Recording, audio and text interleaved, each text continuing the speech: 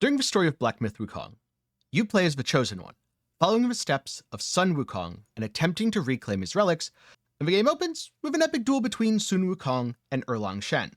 This opening sequence is very cinematic, super cool, and it's a great opportunity to get a feel for the game's combat. Hit buttons, experiment, try stuff, because as far as I know you can't really fail. It's very much an on-rails tutorialized experience, but it also gives you a good opportunity to see what's in store for you as you continue with the game.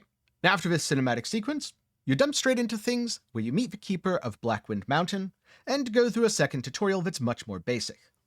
Now in today's video, I'm going to introduce you to Black Myth Wukong by going over combat basics, exploration, boss fights, several game systems like stances, spells, spirits, vessels, relics, and medicines. And I'm also here to tell you that yes, that sounds like a lot, but luckily, the game introduces these systems slowly over the first couple chapters. This helps it feel less overwhelming, and also gives you time to play with each tool before a new one is introduced. With that said, this is a beginner's guide, so I am only going to be going over the basics. But if you're stuck on a specific boss, I have a lot of other dedicated boss and quest guides. Or if you want to know more about some of these systems in depth, I'm going to be making a few dedicated videos, which are coming in the near future. So do be sure to get subscribed, leave a like while you're down there, and look out for those. For now, let's start with the basics of combat. This is an action game, so you've got a light attack and a heavy attack. Your light attack is actually a sequence. A single light attack has a low stagger but a fast animation, whereas your light finisher, at the end of a sequence, has a much longer animation and is pretty effective at staggering enemies.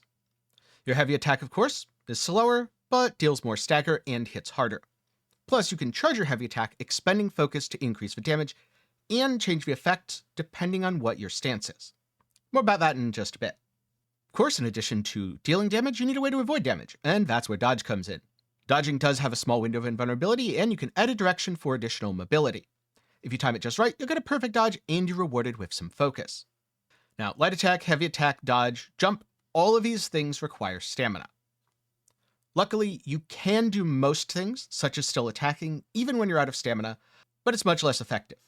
And with that said, your stamina regen is pretty generous. While you might find yourself stamina starved, especially in the early game where you're spamming a lot of attacks, on later, more aggressive bosses, you have to be careful of your timing, so it just naturally works out. With the only exception being when you're winning so hard that you run out of stamina because you keep bashing the thing in the face, but since you're winning so hard, it's not too much of an issue. In addition, you can sprint. This consumes stamina, but gives you more mobility. It is surprisingly effective to use this in combat. And you have the staff spin, where you consume some stamina, spin your staff, and deflect projectiles. This is really important because as the Chosen One, you don't have any ranged attacks. So if you need to deal with that archer shooting at you, you're going to have to do some staff spinning. Now, one element that Black Myth Wukong very much borrows from a Souls game is a gourd. In combat, this is your main source of healing. And healing in combat can be difficult because the gourd has a long animation and limited charges. Therefore, you should try to avoid unnecessary damage. Later on, you can enhance your gourd with different effects, these are the different drinks, and even add what are called soaks for more bonuses shortly after you use it. Last up, when it comes to your martial arts anyway, you have 3 stances: Smash Stance, Thrust Stance, and Pillar Stance. You can think of these as Smash Stance is mobility, Thrust Stance is damage and reach, Pillar Stance is defense. Then you get a whole bunch of talents which you can use to enhance these and unlock new combinations known as varied combos. Basically, you use a light attack, then interrupt it with a heavy attack to trigger some unique effect, rather than following it with either a light or heavy attack. This kind of reminds me of the sort of systems they have in fighting games, where moves combo into each other different ways depending on what buttons you hit. But in addition to your martial arts, you have several magical arts. You can summon a spirit, for example, spending ki to transform yourself into a Yaoguai and execute an attack. There are over 50 spirits, each of which have a different attack and a unique passive bonus. There's also literal spellcasting. Use mysticism to control your enemies, do things like immobilize them, alteration to provide defenses such as stepping out of harm's way, strand to summon copies of yourself, and transformation, which is both the most varied and also, in my opinion, the most fun. Transformation spells give you an entire second health bar and a new moveset. You take on a Yaoguai's form a little bit more permanently. This really reminds me of a really old game I played called Lost Kingdoms, where you could transform into the monsters and do all sorts of cool stuff, and I absolutely love it. Plus, on dangerous boss fights, if there's a phase where you just don't want to get hit or you suck at dodging, use a transformation. Especially because, as far as I've noticed, transformation spells render you immune to grab attacks, making them a very potent form of defense. And then last up, the game has a variety of consumables. These are called medicines. They offer ways to remove statuses or provide buffs. Like with a gourd, there's a pretty long animation, so they can be difficult to use in combat. But some bosses do have really good opportunities to use them. After you defeat some enemies, you're going to get some EXP, and if you get enough EXP, you'll gain a spark. Think of this as a skill point. You can use these in all sorts of different self-advancement menus. There's Foundation, basic bonuses that are generally speaking persistent, that directly enhances one of the 3 stances and gives bonuses for varied combos, and then the rest of the points can be invested into your various spells. As a note here, you can respec for free at any time just by going to a Keeper's Shrine. Also, as you kill enemies, you get Will. This is a currency kind of similar to Souls or Runes, except you don't lose it on death, but you can still spend it at various vendors, use it to craft new weapons and armor, upgrade your spirits, all sorts of fun stuff. Now, when it comes to exploration, Black Myth Wukong is a linear game, but some areas do offer branching paths for you to explore. So if you're just trying to complete the main story, it's really hard to get lost. But if you look around, there is always a secret area to find in every chapter. Most of the enemies you encounter aren't a serious threat early on, but they do get more dangerous as you get further into the game. Luckily, you get more tools like transformations, spirits, and spells, which you can use to deal with and in many cases, trivialize them. While you're going through, there's a few things to keep an eye out for. First up, meditation points. Resting at these not only give you a nice break from the action, but it rewards you with a spark. Then there's celestial medicines. Open this to get a permanent one-time stat increase. And last up, if you see a golden trail glittering through the air, that means a Keeper's Shrine is nearby. These are your rest points and also your save points. There's several things you can do here, including traveling between all the shrines you've unlocked, self-advance where you can change your spells, reignite sparks, aka respect, and cultivate spirits, craft weapons or armor, brew to change the effect of your gourd or add different bonuses via the soaks, buy or sell a selection of items, make medicines, or reclaim any spirits where you defeated the enemy but didn't actually pull the spirit into your gourd. Now, many people have described Black Myth Wukong as a boss rush game. And honestly, I get it, because between all the encounters, there's something like 100 bosses and almost all of them are unique. Now, many of these bosses are lesser bosses or mini bosses. They have pretty low health, but major story bosses and secret bosses tend to be a lot more difficult. Some of these are epic battles that can take dozens of attempts as you build muscle memory, really internalize their patterns, and correctly time your dodges. A good example of this is actually the Wandering Wight. He took me over an hour, not because he's actually the hardest boss in the game, but because I was very low level and very bad at the game. But man, it felt so good to beat him. It felt like beating Margit for the first time in Elden Ring. So if you're looking for challenging boss fights, don't expect every boss fight to be challenging, but there's definitely challenge to be had. That said, the Wandering Wight is a completely optional boss, and technically you could just walk by and never beat him. Now, some optional bosses, especially the secret bosses like Elder Jinchi, give you an additional reward for defeating them. In Jinchi's case, this is a vessel, which you can use against the first chapter's boss to provide yourself with a significant advantage. Personally, I find this really cool because if you're going to go out of your way to fight a secret boss, it's nice to get a shiny prize as you do. It's also a very good way for players to control the difficulty of the encounters they face. You can have a much harder time if you just mainline the story without doing any of the secret bosses, but if you take the time to challenge the difficult stuff, turns out the main chapter bosses will be much easier. Or at the very least some of them. Then there's a few other progression systems to keep in mind. As you defeat bosses, you get different weapon and gear set options. They have basic things like an attack rating, crit rating, defense rating. Higher is better, of course. Then they have set bonuses on the gear and unique effects on certain gear pieces and weapons. At first, higher rarity will almost always be better because it has bigger numbers. But later on, you can upgrade the rarity of your gear pieces at the Yin Tiger Blacksmith in Zodiac Village. So if there's an armor set that's low level and you really like it, you think the effect is sick, don't worry, by the endgame, you're going to be able to fully upgrade that, but some of the materials are quite expensive. Also, as a general note, the secret bosses in the later chapters, while they can be brutally difficult, also have some really cool rewards in terms of powerful weapons. In addition to all the above, there's a couple other progression systems to keep in mind. First up, curios. These are like your trinkets. You put them on and you get a small bonus. Also, you can change them at any time. So if something's not working, feel free to try a different combination. Then there's soaks. These give you further bonuses right after using your gourd, something like a little bit of extra health regen, defense, or even removing poison. To change your soaks, you do need to rest at a shrine. Then you equip a Yao Guai spirit, This is the transformation I mentioned earlier with the active and passive effect. A vessel that has also a passive and active effect, some of which are very effective against specific bosses. And as you continue to progress and defeat some chapter bosses, you'll even get powerful relics. These are all passive effects, and some of them are quite game-changing. Now, earlier on, I mentioned the different stances. The stances and their enhancements are a core part of the combat mechanics in Black Myth Wukong. You will start in Smash Stance, where you can charge your heavy attack while moving. Therefore, you can run around, bonking enemies with your heavy as you go. Also, early on, you should take the top left talent in your Spark menu for stances, because this heals you when you use focus points on a heavy attack. If you manage to navigate the activation time for the heavy, Smash Stance is quite powerful, so if you like this one early, feel free to stick to it for the rest of the game. The varied combo here allows you to see through an enemy attack. While you're in the middle of your light attack combo, press your heavy attack at just the right time. You'll turn intangible and avoid all damage from the enemy's strike while executing a vicious counter of your own. This is a great way to turn defense into offense. Now at level 5, you unlock Pillar Stance. This is the defensive stance, where you're able to hop up onto your staff, avoiding most ground level attacks. The longer you charge, or the more focus points you consume, the higher you sit, therefore the more attacks you can avoid. Note though, while you're on your staff, enemy attacks against you do drain your stamina. The varied combo here is what's called Sweeping Gale, where basically you can hop on your staff and spin in a circle.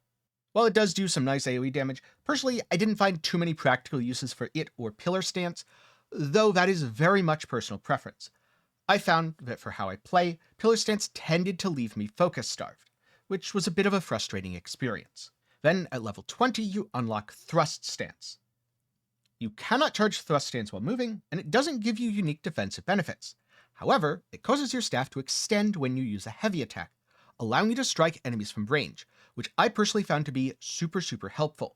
The varied combo is a small backstep that you can use to avoid damage, and then follow it up with a leaping heavy attack that allows you to jump in, kind of similar to the seeing through move from Smash Stance. But another thing that I really like about Thrust Stance, and why it's remained my favorite, is if you reach 4 focus points, which takes a lot of work to build up, you can then dodge and instantly unleash a fully charged heavy attack. This is great because it's an instant burst of damage and you don't have to worry about enemies interrupting you. Admittedly, unfortunately, there are a couple of enemy moves that can actually counter this because the enemy moves away or otherwise negates it with a defensive ability of their own, but most foes are sitting ducks that have to take a thrust to the face. Since respecting is free, I strongly recommend that you experiment with all the different stances and experiment with the weapons that enhance them to learn what fits best for your personal playstyle. I'm sure all of them are viable. For me personally, I very much like Thrust Stance, Smash is okay, and I dislike Pillar. Then you have spells, which are special abilities, and some of my favorite things in Black Myth Wukong. For Mysticism, you get several different options. Immobilize freezes an enemy in place. Ring of Fire creates a healing/buff circle on the ground, and Spellbinder seals all of your special abilities, allowing you to singularly focus on being a martial artist. You get Immobilize from Chapter 1, Ring of Fire from Chapter 3, and Spellbinder from a secret quest within Chapter 3. Personally, I think a Spellbinder-only playthrough would be really cool, kind of like a no summons playthrough or no powers playthrough in Elden Ring and Dishonored respectively, but mostly I've just been using Immobilize because, well, it works, and it fits with my playstyle. Next up you have the Alteration spells. These are defensive in nature, and there's 2 of them, Cloudstep and Rock Solid. Cloudstep, you become intangible and you crit a clone. The clone distracts enemies, leaving you open to either counterattack staggering them with a light hit, or charging up a full heavy, at least if you've spec'd the tree out, dealing more damage. Rock Solid, gained in Chapter 2, you turn yourself to stone and deflect 1 attack. This is a parry mechanic. If you're good at parrying, you'll like it, and if you suck at parrying, you will hate it. Then during Chapter 2, you gain your first Strand spell, a Pluck of Many, where you pluck 1 of your hairs and turn it into a bunch of clones of yourself. These attack enemies and do massive burst damage, but it also costs a huge amount of mana. So this is kind of a all-in or nothing sort of playstyle that is highly effective on certain bosses and very ineffective on others because those bosses have things like special aerial phases that unfortunately completely negate the burst damage from your Pluck of Many. Last up, there are transformation spells. As you defeat certain Yaogwai or complete story events, you gain the ability to transform into them. In general, each transformation works a little bit differently, but you have a light attack, a heavy attack, and a special move. The first one you get is Red Tides. So the light attack is a basic combo that sets an enemy on fire. the heavy attack is a dash strike, and the special move, caused by dodging into heavy attack, is a much more powerful hit. If you dodge backwards, you get extra mobility, whereas if you dodge forwards, you simply get a heavily damaging strike that's likely to stagger the enemy. From my experience, transformations render you immune to enemy grab attacks, which is good because some enemies have downright nasty grabs, and they also give you a second health bar, meaning if you are killed in your transformation, you simply revert to your normal form. Now, all the previous spells are fueled by mana, which is a resource that does not regenerate. Really, the only way to get mana back is by resting at a shrine, or of course dying. However, your transformation is fueled by might that builds up during combat, meaning this is a regenerating resource, and if you play well over the course of a fight, you will be able to transform multiple times, especially on longer and multi-stage battles. Now during Chapter 1, you gain the ability to harness spirits. These are fueled by ki, which is a never regenerating resource, and the exact amount needed to use a given spirit, well, that depends on the spirit.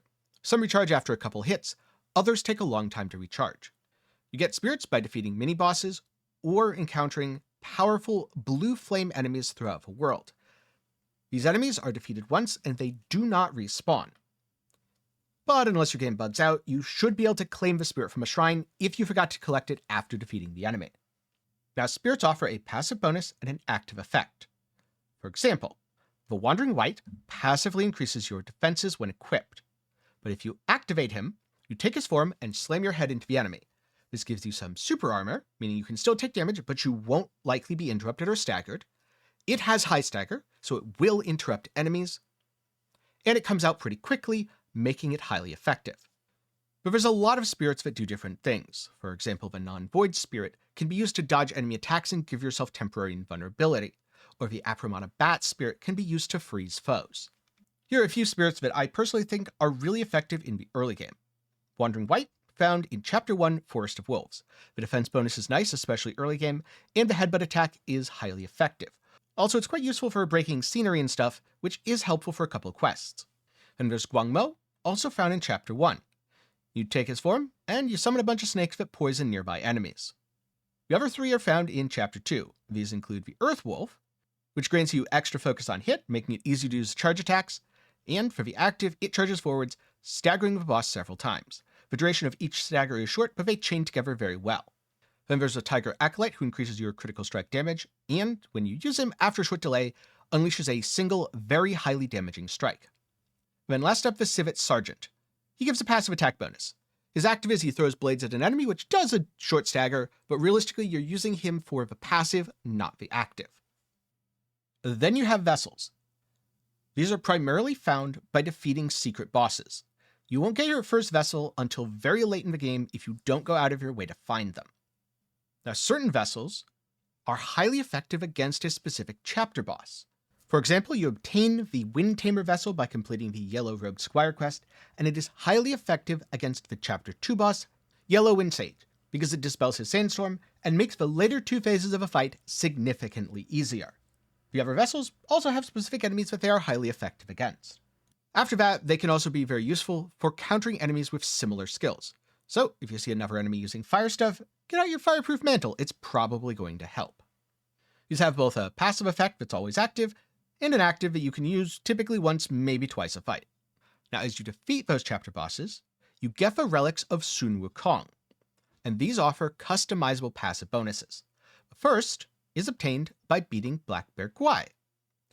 Each relic lets you choose one from 3 different bonuses, but you can always respec them by selecting relics in the Reignite Sparks menu. So for example, on Craving Eyes, I like Opportune Watcher, which increases the focus gain from successful light attack hits. More focus means more charged heavy attacks. You can definitely change this up to fit your personal playstyle. And like I mentioned earlier, there are also medicines.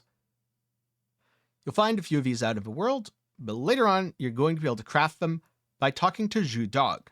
You find him in Chapter 2, do his quest, and you can start crafting some medicines.